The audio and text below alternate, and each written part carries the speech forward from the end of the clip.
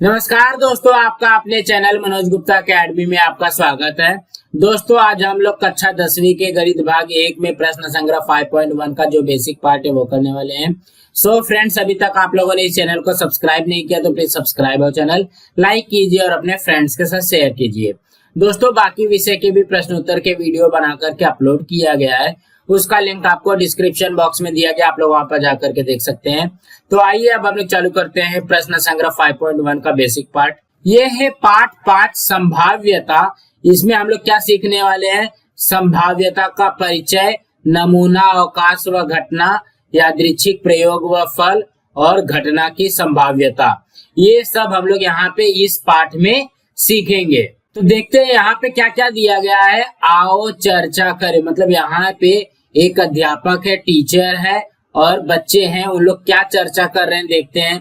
तो अध्यापक बोलते हैं, टीचर बोलते हैं, विद्यार्थी दोस्तों, अपनी कक्षा के विद्यार्थियों की संख्या के बराबर पर्चियां इस बक्से में रखी गई हैं। प्रत्येक विद्यार्थी को एक पर्ची उठानी होगी। पर्चियों में भिन्न भिन्न वनस्पतियों के नाम लिखे गए हैं। किन्हीं भी दो पर्चियों पर एक ही वनस्पति का नाम नहीं दिखेगा। तुलसी नाम वाली पर्ची किसे मिलेगी, इसे देखेंगे। सभी अपनी उपस्थिति क्रमांक के अनुसार खड़े हो जाइए। अंतिम पर्ची उठाने तक किसी को भी पर्ची नहीं खोलना है। तो कहने का क्या मतलब है, जो हमारे अध्यापक जी है, जो हमारे टीचर है, वो एक गेम खिलाना चाहते हैं।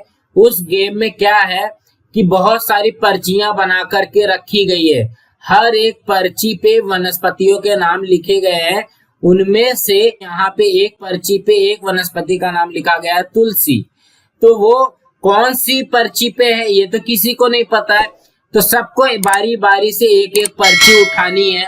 तो यहाँ पे अरुणा क्या बोलती है, महोदय कतार में मैं प्रथम हूँ, किंतु मैं सबसे पहले पर्ची उठाऊंगी नहीं, क्योंकि सभी पर्चियों में वह पर्ची मुझे ही मिलेगी जिसकी संभावना बहुत कम है। जैसे मान लो अगर पहले नंबर पे जो लड़की ने पर्ची उठाया तो यहाँ पे क्या हो जाएगा, यहाँ पे तो तुलसी नहीं लिखा हुआ रहेगा तो उसको एक ही चांस मिलेगा। अगर वो दूसरे नंबर पे करती तो उसको 2 चांस मिलेगा। तीसरे नंबर पे उठाती है तो 3 चांस मिलेगा। चौथे नंबर पे उठाती है तो 4 चांस मिलेगा। इसीलिए वो क्या बोल रही है कि मैं पहले पर्ची नहीं उठाऊंगी। तब यहाँ पे जरीना बोलती है, महोदय मैं सबसे अंत में हूँ, परंतु मैं अंतिम पर्ची नहीं उठाऊंगी, क्योंकि तुलसी नाम वाली पर्ची संभवतः मेरे उठाने के पहले ही निकाल ली गई होगी। मतलब मैं लास्ट में नहीं उठाऊंगी, मतलब पहले भी उठाएगी तो भी उसके चांसेस कम है और जो लास्ट में उठाएगा उसके भी चांसेस कम है। संक्षेप में प्रथम और अंतिम के विद्यार्थियों को ऐसा लगता है कि उन्हें तुलसी नाम वाली पर्ची मिलने की संभावना बहुत कम है। उपरोक्त चर्चा में संभावना के कम या अधिक होने पर विचार हुआ है। मतलब यहाँ पे पहले नंबर पे जो उठाएगी उसको कम मिलेगा, लास्ट पे जो उठाएगी उसको कम मिलेगा, तो उनकी संभावना क्या हो जाएगी, कम हो जाएगी। तो संभावना होता क्या है, हम दैनिक जीवन में निम्नलिखित शब्दों का उपयोग करते हैं, जैसे संभवतः, निश्चित, अधिकतर, पास दूर, असंभव, 50-50। ये सब हम लोग अपनी नॉर्मल लाइफ में इस्तेमाल करते हैं। भविष्य में संभावना संबंधी निम्नलिखित कथन देखिए। मतलब भविष्य में क्या क्या चीज में हम लोग संभावना का इस्तेमाल करते हैं। आज से वर्षा होने की आशा अधिक है, मतलब आज से बारिश होने की चांसेस ज्यादा अधिक है। क्या बोल रहा है, महंगाई बढ़ने की संभावना अधिक है, मतलब यहाँ पे महंगाई बढ़ सकती है, बढ़ी नहीं है, एक अंदाजा लगाया जा रहा है, संभावना लगाई जा रही है। तीसरा क्या बोल रहा है, भारत को आगामी क्रिकेट स्पर्धा में हारना असंभव है, मतलब जो क्रिकेट होने वाली है उसमें भारत हार नहीं सकती, ऐसा बोला गया है। निश्चित ही मुझे प्रथम श्रेणी मिलेगी, ये भी एक संभावना के तहत कहा गया है कि इसको प्रथम श्रेणी मिल सकती है, फर्स्ट रैंक मिल सकता है। बच्चों को समय पर पोलियो की खुराक दी तो उन्हें पोलियो होने की संभावना नहीं होगी। अगर बच्चे को समय समय पर पोलियो पिलाई गई तो उनको पोलियो होने की संभावना नहीं होगी। ये सब हम लोग डेली लाइफ में यूज करते हैं। अब जैसे यहाँ पे कृति में दिया गया है, संलग्न चित्र में क्रिकेट के खिलाड़ी जब सिक्का उछालते हैं, इनमें से कौन कौन सी संभावनाएं हैं। देखोगे जब एक सिक्का उछाला जाएगा, या तो हेड आएगा या तो टेल आएगा। ये आता है हेड टेल, हम लोग खेलते हैं। तो हेड को क्या कहते हैं, हेड को कहते हैं चित और टेल को क्या कहते हैं, पट। अर्थात सिक्का को उछालने के लिए 2 परिणाम प्राप्त होते हैं। अब यहाँ पे कृति में क्या दिया गया है, एक सिक्का कक्षा में प्रत्येक छात्र एक बार उछाल कर देखें, आपने क्या देखा। तो यहाँ पे देखोगे जैसे आप लोगों के स्कूल में अध्यापक जो है, टीचर जो है, वो ये कृति करवाएंगे। जैसे मान लो 50 विद्यार्थी है, 50 विद्यार्थी अगर सिक्का उछालते हैं, उनमें से पता चला कि 23 विद्यार्थी का चित्त आया है और यहाँ पे 27 विद्यार्थी का पट आया। इस तरीके से एक प्रैक्टिकल किया जाएगा, एक कृति की जाएगी। और दूसरी कृति में क्या बोल रहा है, आप प्रत्येक उस सिक्के को 2 बार उछाल करके देखें तो कौन कौन सी संभावना होगी। जब 2 सिक्के उछाले जाएंगे तो क्या क्या बनता है, head head, head tail, tail head और टेल टेल। हो सकता है किसी का 2 बार टेल आ जाए, किसी का 2 बार पट आ जाए, किसी का 2 बार हेड आ जाए, किसी का 2 बार चित्त आ जाए, किसी का 1 बार हेड आ गया और 1 बार टेल आ गया, किसी का पहली बार में टेल आया, दूसरी बार में हेड आया। 50 विद्यार्थी रहेंगे तो यहाँ पे मान लो 12 विद्यार्थी का हेड हेड आ गया है, यहाँ पे 18 विद्यार्थी का टेल टेल आ गया है, यहाँ पे 10 विद्यार्थी का हेड और टेल आ गया और टेल और हेड ये भी 10 विद्यार्थी का आया है। इस तरीके से प्रैक्टिकल जो है आपके स्कूल में कराया जाएगा। अब यहाँ पे कृति 3 में क्या दिया गया है, किसी एक पासे को एक बारी फेंकने पर ऊपरी पृष्ठभाग के लिए कौन कौन सी संभावनाएं हैं, इसका विचार कीजिए। देखोगे ये पासा आप लोगों ने देखा होगा, जो सांप सीढ़ी वाली गोटी होती है वो आपने देखा होगा। तो अगर मान लो 1 बार उछाला गया तो 1 नंबर आ सकता है, फिर 2 आ सकता है, फिर 3 आ सकता है, 4 आ सकता है, 5 आ सकता है, 6 आ सकता है। ऐसी टोटल कितनी संभावना है, 6 संभावना होती है। प्रत्येक संभावना अर्थात पासा फेंकने का एक एक संभाव्य परिणाम ये सब दिया गया। जैसे मान लो 1 बार किसी ने फेंका, यहाँ पे 5 आ जाए, दोबारा फेंका तो 6 आ सकता है, तिबारा फेंका, तीसरी बार फेंकेंगे तो 2 आ सकता है, चौथी बार में 3 आ सकता है। ऐसा ऐसा आना चाहिए। अब क्या बोल रहा है, आओ जाने। अब हमको जानना क्या है, यादृच्छिक प्रयोग, रैंडम एक्सपेरिमेंट। जिस प्रयोग में सभी संभाव्य परिणाम पहले से ही ज्ञात होते हैं किंतु उनमें से किसी भी परिणाम की निश्चितता का अनुमान नहीं लगा सकते तथा सभी परिणामों को सत्य होने की संभावना समान होती है, ऐसे प्रयोग को यादृच्छिक प्रयोग कहते हैं। इसका मतलब क्या हुआ, जैसे मान लो हम लोगों ने सांप सीढ़ी वाला जो गोटी है, जो पासा है, उसको उछालेंगे तो उसमें क्या आ सकता है, 1 आ सकता है, 2 आ सकता है, 3 आ सकता है, 4 आ सकता है, 5 आ सकता है, 6 आ सकता है, 7 तो नहीं आएगा, 8 तो नहीं आएगा। तो अब हम लोगों को ये पता है कि 1 से लेकर के 6 तक आने वाला है, तो हम लोग 7 आने की संभावना ये तो नहीं रखेंगे। अगर मान लो मैं बोलता हूँ कि हाँ 5 आने की संभावना है, तो जो 5 आने की संभावना रहेगी वो कितनी बार में आ सकता है, हो सकता है पहली बार में ही 5 आ जाए, हो सकता है तीसरी बार में 5 आए, हो सकता है चौथी बार में 5 आए। तो इस तरीके से कहा है। उदाहरण में क्या बोल रहा है, सिक्के उछालना, पासा फेंकना, 1 से 50 अंक लिखे गए कार्ड के समूह में से एक कार्ड निकालना, खेलने के ताश के पत्तों को अच्छी तरीके से फेंट कर पत्तों में से एक पत्ता निकालना आदि, ये सब उदाहरण दिया गया है। तो इसको समझते हैं। सिक्के उछालेंगे तो क्या इसका परिणाम निकलेगा, या तो हेड आएगा या तो टेल आएगा, सिर्फ 2 ही निकल सकता है इसका परिणाम। उसके बाद में पासा फेंकोगे तो क्या निकल सकता है, 1 2 3 4 5 6 निकलेगा। 1 से 50 अंक लिखे गए कार्ड के समूह में से कोई भी एक कार्ड निकालना, तो हो सकता है 49 नंबर वाला भी निकले, हो सकता है 15 नंबर वाला भी निकले, हो सकता है 18 नंबर वाला भी निकले। और यहाँ पे खेल के ताश के पत्तों को अच्छी तरीके से फेंट करके पत्तों में से एक पत्ता निकालना।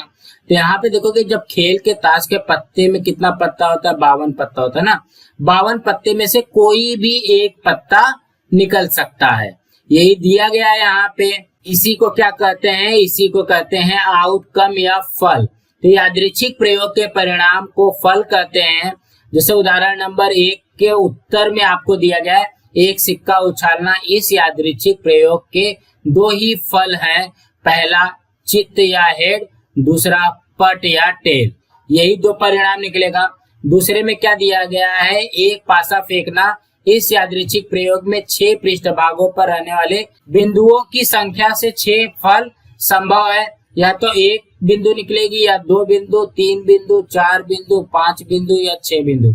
6 बिंदु में से कोई भी एक निकलेगा जब भी हम लोग पासा फेंकेंगे तो। और तीसरे उदाहरण के उत्तर में क्या दिया गया है, 1 से 50 अंक लिखे गए कार्ड की गड्डी में से एक कार्ड निकालना। इस प्रयोग में 50 फल संभव है।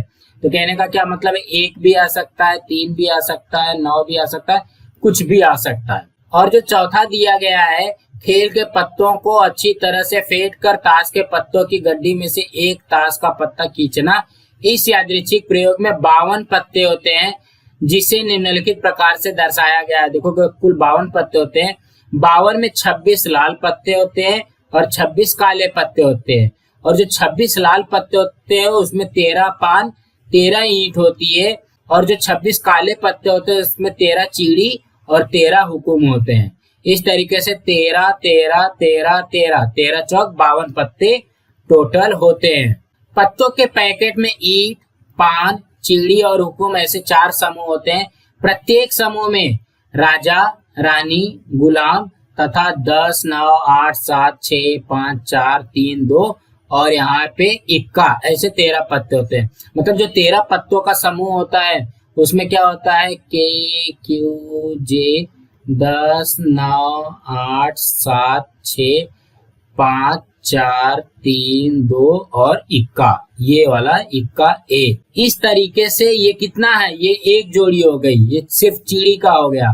उसके बाद में ईंट का, पान का, हुकुम का, इसी तरीके से 13 13 पत्ते होते हैं। राजा, रानी, गुलाम, इन्हें अंकित पत्ते या फेस कार्ड कहते हैं। फेस कार्ड का मतलब क्या हो गया, अंकित पत्ते का मतलब क्या हो गया, जिसमें राजा, रानी, गुलाम ये रहे, के क्यू जे ये रहे। प्रत्येक पैकेट में राजा के चित्र वाले 4, रानी के चित्र वाले 4, गुलाम के चित्रों वाले 4, ऐसे कुल 12 चित्र युक्त पत्ते होते हैं। मतलब जो ये यहाँ पे के क्यू जे इसका वाला है, फिर के क्यू जे ईंट वाला रहेगा, फिर पान वाला रहेगा, फिर हुकुम वाला रहेगा, इस तरीके से दिया रहेगा। तो देखोगे ये हुकुम का इक्का है, ये पान का इक्का है, ये चीड़ी का इक्का है और ये ईंट का इक्का है। अब यहाँ पे क्या सीखना है, क्या बोला गया, समान संभाव्यता फल इक्वली लाइकली आउटकम्स क्या होते हैं। यदि हमने एक पासा फेंका तो पासे के ऊपरी पृष्ठभाग पर 1 2 3 4 5 6 इनमें से एक संख्या मिलने की संभावना समान होती है। अर्थात 1 से 6 में से कोई भी एक संख्या ऊपरी पृष्ठभाग पर मिल सकती है।